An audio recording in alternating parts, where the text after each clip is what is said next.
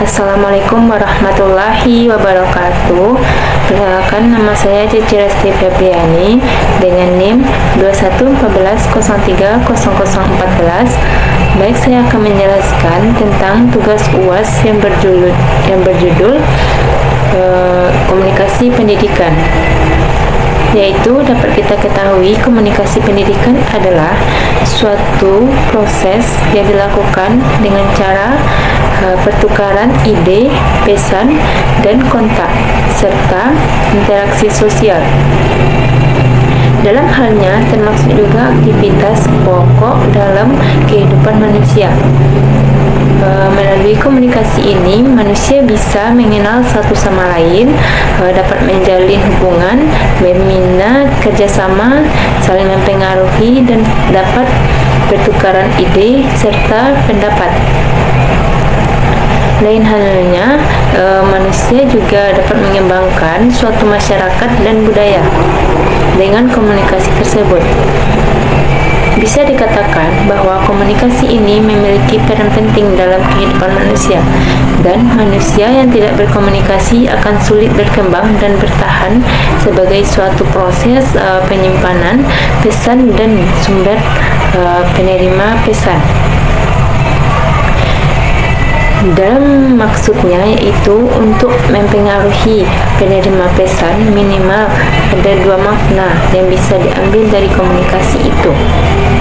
Pertama, yaitu komunikasi adalah suatu proses, yaitu aktivitas untuk mencapai tujuan komunikasi itu dengan sendiri. Proses tersebut dilakukan bukan sesuatu yang terjadi secara kebetulan, namun proses yang disengaja dan diarahkan untuk mencapai suatu tujuan. Yang kedua, secara sederhananya, komunikasi terdapat 3 komponen penting yang harus ada, yaitu sumber pesan, penerima pesan, dan pesan. Apabila ketiga sumber tersebut salah satunya hilang dari komponen tersebut, maka hilang pula lah makna komunikasi tersebut seiring dengan perkembangan ilmu komunikasi. Dalam perkembangan ilmu komunikasi tersebut, terdapat komponen-komponen penting dalam komunikasi tersebut. Yang pertama, dengan bertambah dan berkembangnya ilmu pengetahuan.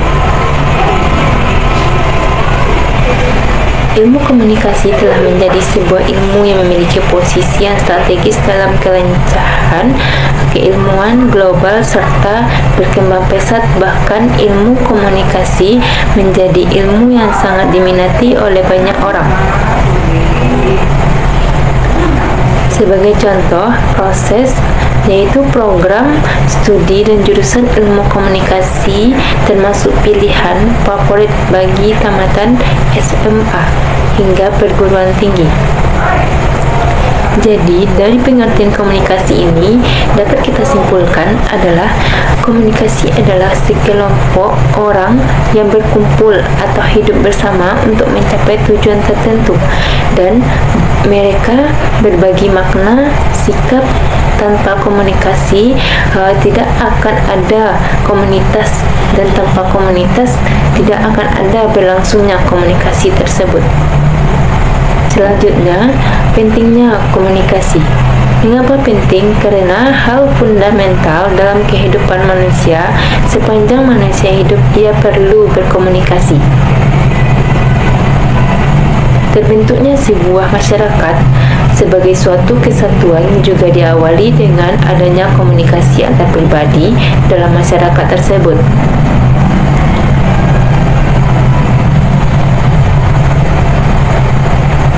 Komunikasi dan masyarakat adalah dua kata kembar yang tidak dapat dipisahkan satu sama lain. Karena tanpa komunikasi, mungkin suatu masyarakat tidak terbentuk.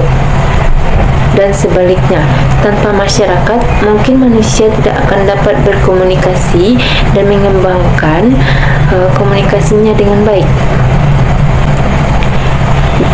Disadari atau tidak, komunikasi adalah kebutuhan bagi setiap manusia dan merupakan bagian kekal dari kehidupan sepanjang manusia itu sendiri, dengan ingin tetap bertahan dan meningkatkan kualitas kehidupannya.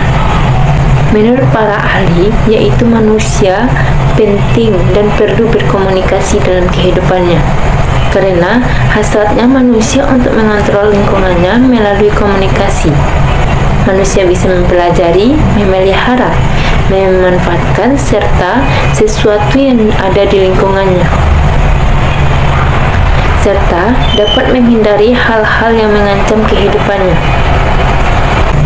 Selanjutnya, di dalam komunikasi ini terdapat konseptualisasi komunikasi, yaitu suatu hal yang dilakukan oleh pakar komunikasi yang menjelaskan bahwa adanya pemahaman mengenai komunikasi, yakni komunikasi sebagai tindakan satu arah, komunikasi sebagai interaksi, dan komunikasi sebagai transaksi.